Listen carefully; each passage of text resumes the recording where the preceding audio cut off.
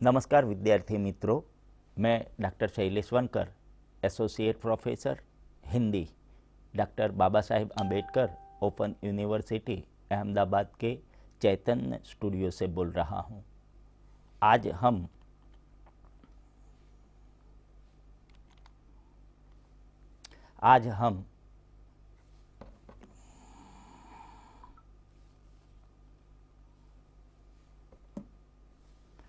हम EHD paper 2 SYBA block number 4 के अंतर्गत भक्ति काव्य के बारे में चर्चा करेंगे। इस इकाई के अंतर्गत कबीर का सामाजिक पक्ष के बारे में हम यहाँ चर्चा करेंगे। तो कबीर कालीन जो युग है वो युग में प्रमुख दो संप्रदाय थे, दो धर्म थे, एक हिंदू और दूसरा मुसलमान। दोनों ही धर्मों में बाह्याचार और दिखावे का प्रचुर बोलबाला था। ये हम जब बात कर रहे हैं तब मध्यकाल की बात कर रहे हैं। कहने का मतलब 1375 से लेकर 1700 तक का जो समय रहा है वह हिंदी साहित्य के इतिहास में मध्यकाल के नाम से जाना जाता है, भक्तिकाल के नाम से जाना जाता है। और इस समय शासक के रूप में मुसलमान प्रजा थी और प्रमुख जो धर्म थे वो दो धर्म थे, हिंदू और मुसलमान। दोनों ही धर्मों के जो चलाने वाले थे, इसमें आडंबर का प्रचुर बोलबाला दिखाई देता था। दोनों ही धर्म के ठेकेदार द्वारा प्रजा को लूटा जाता था। तो कैसे लूटा जाता था? तो उनको एक डर दिखाया जाता था कि स्वर्ग और नर्क, स्वर्ग होता है, आप अगर जो है कि पाप करोगे तो आपको नर्क मिलेगा, जबकि आप दान करोगे, दक्षिणा दोगे तो स्वर्ग मिलेगा। इसके अलावा पाप पुण्य जो है इसी के आधार पर भोली भाली जो जनता है उसे लूटा जाता था।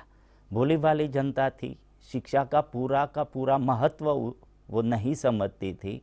परिणाम स्वरूप भक्ति एक ऐसा माध्यम था जो आम लोगों को भक्ति के द्वारा बहलाया जा सकता था।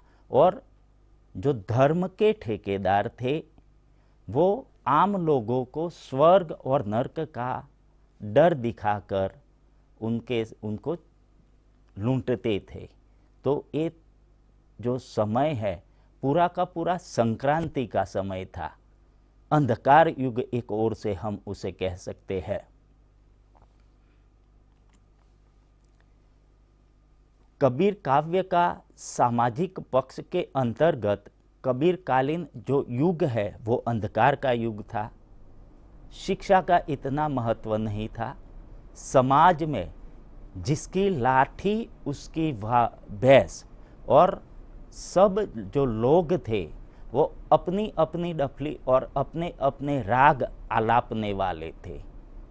तो कहने का मतलब दोनों धर्म थे और दोनों धर्म के जो ठेकेदार थे वो ठेकेदार समाज के आम लोगों को गुमराह कर रहे थे। समाज में उस समय जो समाज को चेताने वाला कोई था तो वो थे तत्कालीन संत।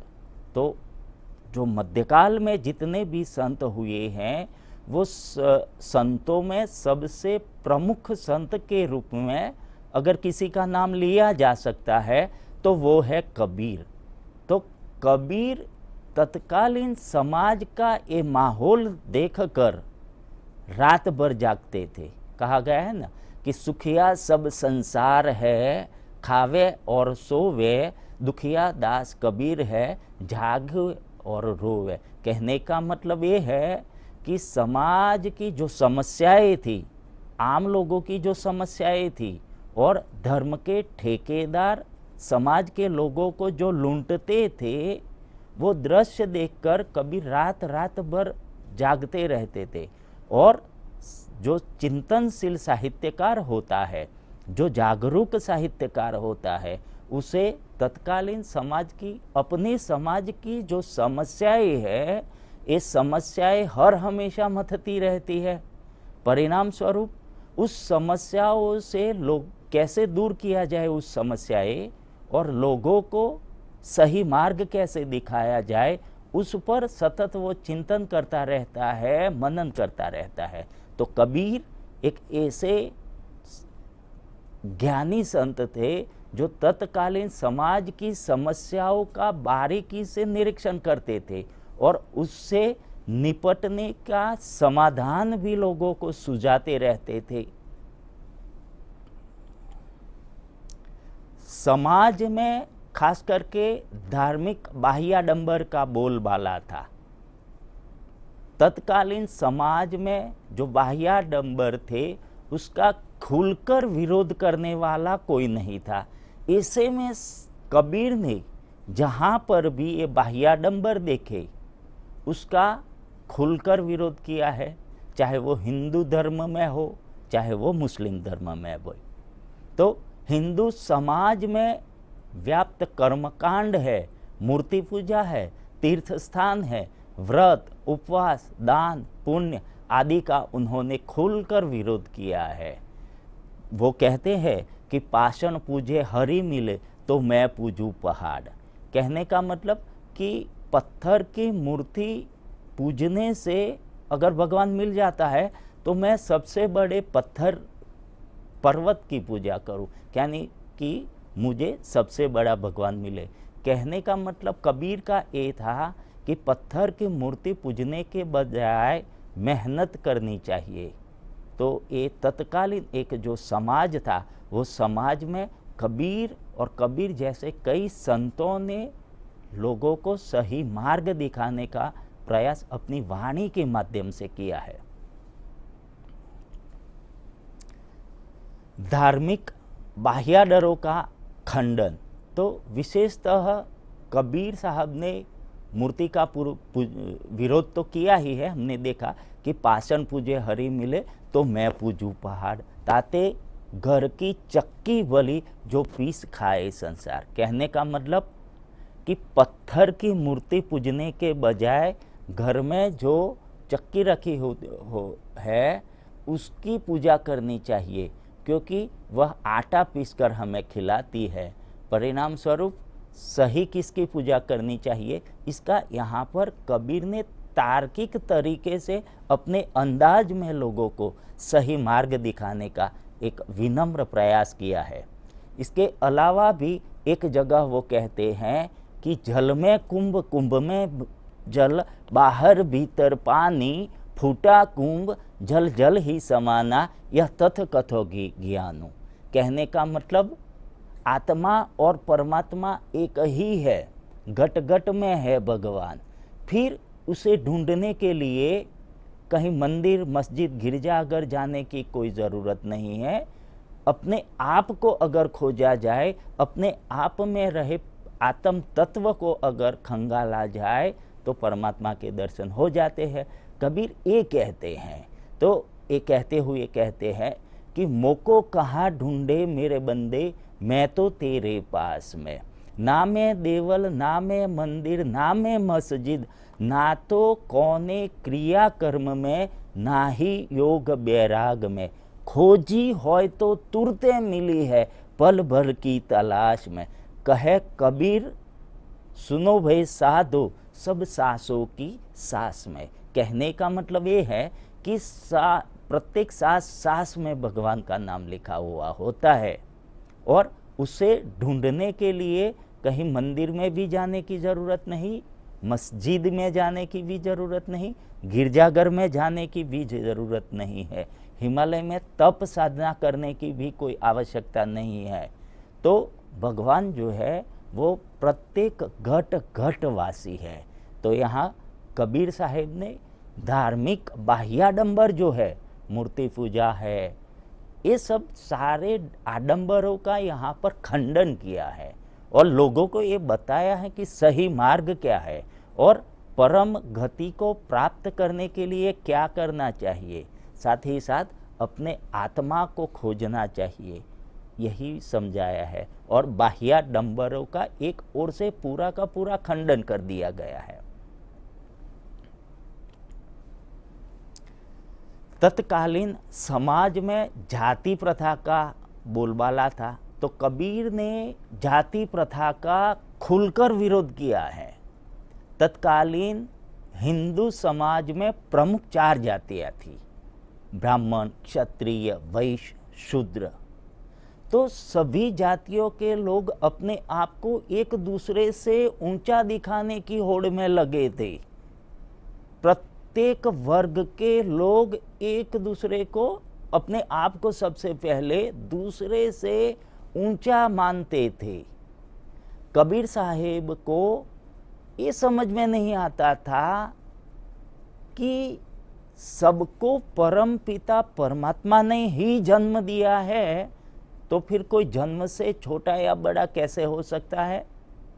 परिणाम स्वरूप कबीर साहेब ने जो ये मानते थे कि हम सबसे ऊंची ज्ञाति के हैं, उनका खुलकर विरोध किया और भरसक विरोध किया। समाज में ऐसे लोगों का विरोध करते हुए वो कहते हैं, सबसे पहले कहते हैं समाज में ब्राह्मण जो है वो सबसे ऊंची ज्ञाति में गिना जाता था, तो उसे उद्देश्य कर वो कहते हैं कि तू ब्राह्मण ब्राह्मणी के जाए तो और बाट द्वै काहे नहीं आए। कहने का मतलब ये है कि प्रत्येक का जो जन्म है वो वैज्ञानिक धरातल पर ही होता है। बिल्कुल उसी तरह तत्कालीन प्रमुख जो धर्म था मुसलमान, उसे भी वो पूछते हुए अपने लहजे से कहते हैं कि अगर तू मुसलमान है तो जन्म से ही तुमने माँ पेट से सुन्नत क्यों कराकर नहीं आया। तो हिंदू मुस्लिम समन्वय की बात भी यहाँ पर कबीर कहते हैं। कई लोग कबीर को हिंदू मानते हैं तो कई लोग कबीर को मुसलमान मानते हैं, किंतु कबीर न तो हिंदू थे न मुसलमान। उनका धर्म मानव धर्म का था। उनका प्राकट्य लहर ताला नामक तालाब में हुआ था, जो काशी में आज भी स्थित है। जबकि लालन पालन जुलाहे परिवार में हुआ था। नीरू और नीमा नामक उनके माता पिता थे। 1475 में उनका जन्म हुआ, प्राकट्य हुआ था। उन्होंने केवल हिंदू और मुस्लिम धर्म का विरोध ही नहीं किया, बल्कि जहाँ कहीं भी बुराई देखी, जहाँ कहीं भी आडंबर देखा, उसका खुलकर उन्होंने विरोध किया है। और वो करे भी क्यों नहीं, क्योंकि वो अक्कड़ थे, फक्कड़ थे, मस्त मौला थे। उनको किसी से क्या लेना देना। परिणाम स्वरूप उन्होंने जहाँ भी बुराई देखी है उसका खुलकर विरोध किया है।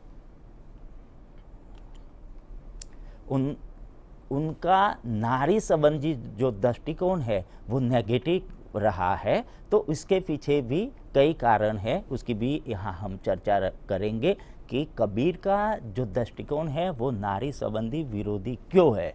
तो कबीर ने कहा है कि नारी की जाय परत अंधा हो तो भुजंगा, कबीरा तिनकी कौन गति जो नित नारिन के संग। कहने का मतलब यहाँ तो कबीर ने जो है वो नारी का पूरा खंडन किया है। वो कहते हैं कि नारी कुंड नरक का, यहाँ पर भी कबीर नारियों के बारे में खंडन करते हुए नजर आ रहे हैं।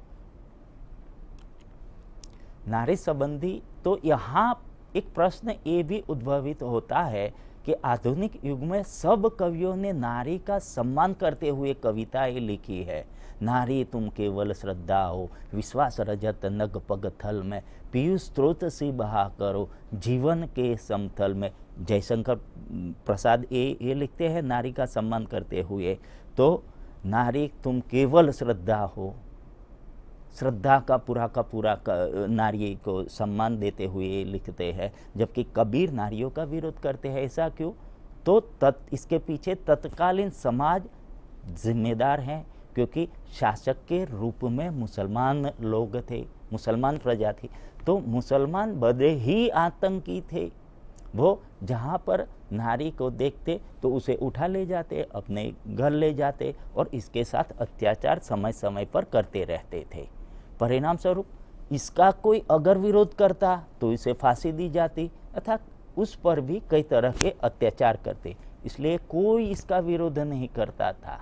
परिणाम स्वरूप कबीर ने तत्कालीन राजाओं को, तत्कालीन शासकों को समझाने के लिए नारियों का खंडन किया। एक खंडन के माध्यम से तत्कालीन शासक जो है वो समझ जाए कि भाई ये गलत है। परिणाम स्वरूप कबीर ने नारियों का खंडन किया है। नारियों का खंडन करने के पीछे कबीर का ये उच्च विचार ही था, इसलिए कबीर को हम नारी विरोधी कतई नहीं मानेंगे। तो विद्यार्थी मित्रों, यहाँ पर मैं इस टॉपिक को संपन्न करता हूँ। दूसरा ही ऐसा एक टॉपिक लेकर मैं हाजिर होऊंगा। तब तक के लिए मुझे इजाज़त दीजिए। धन्यवाद।